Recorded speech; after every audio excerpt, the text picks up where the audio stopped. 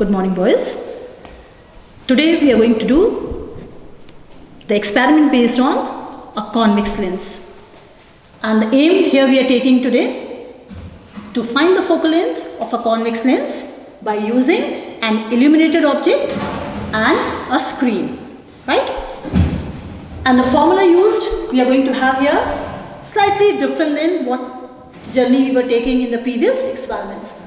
P is equal to y1 plus y2, where y1 is a value of y when the x value is 0.8. y2 is the value of y when the x value is 1.1.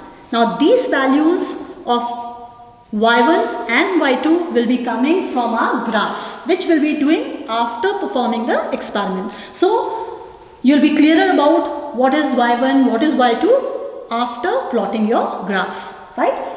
And to find the focal length, we'll be using the formula f is equal to 40 divided by 2 plus p.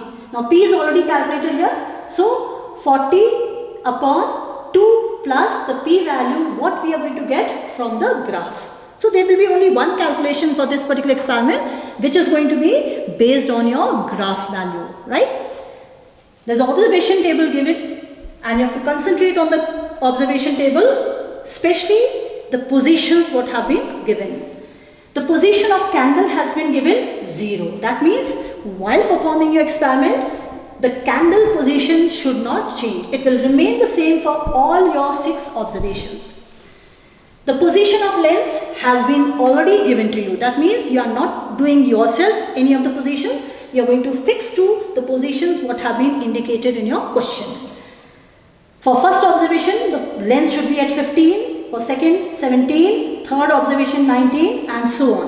Whatever the positions given, you will be fixing your lens at that position.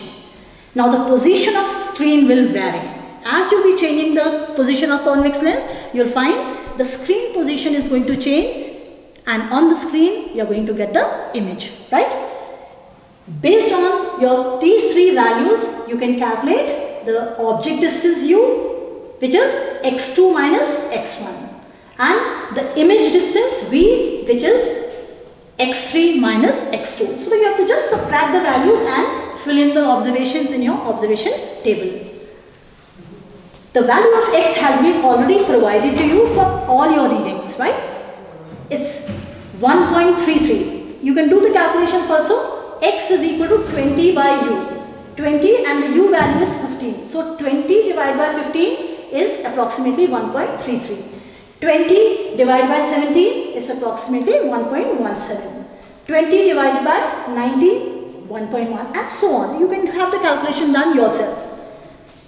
Now the y value you have to calculate. And how are you going to calculate? 20 divided by v, right? This is v. V value you have already got here. So 20 divided by 29. You will write the value here.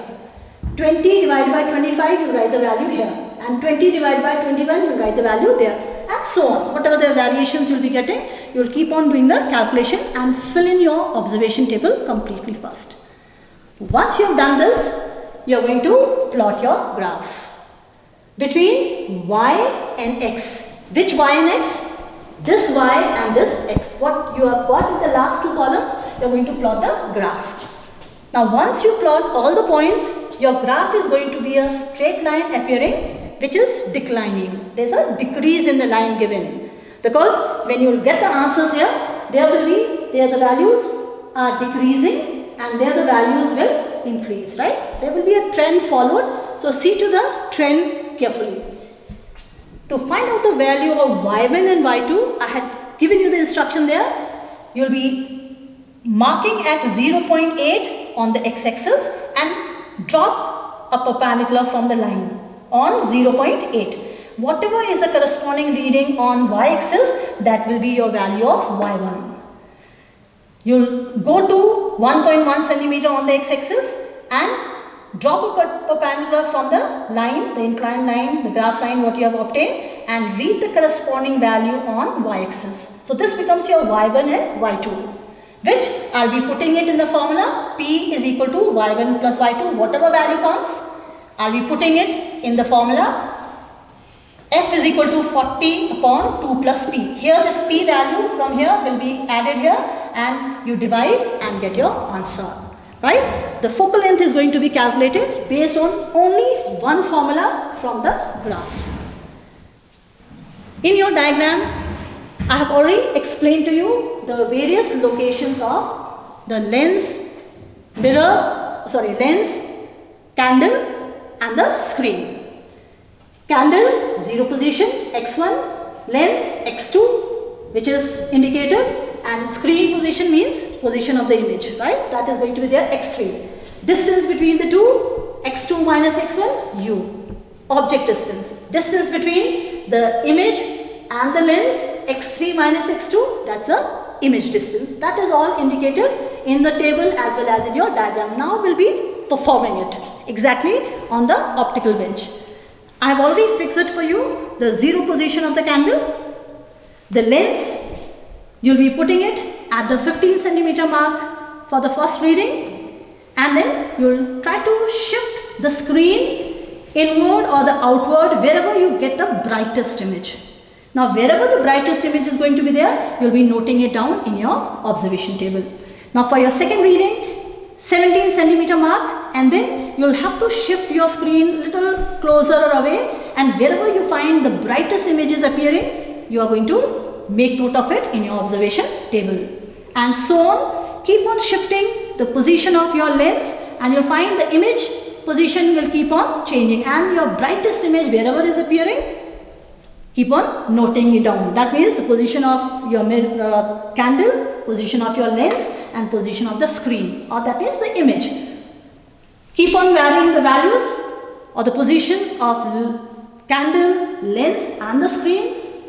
Keep on noting down in the observation table, and at last plot the graph, calculate the reading for the focal length, and whatever value of the focal length you are going to get after calculation, you will be writing it in the result. That focal length of the given convex lens by using an illuminated object is equal to dash centimeter. Whatever your value, you fill in this blank position.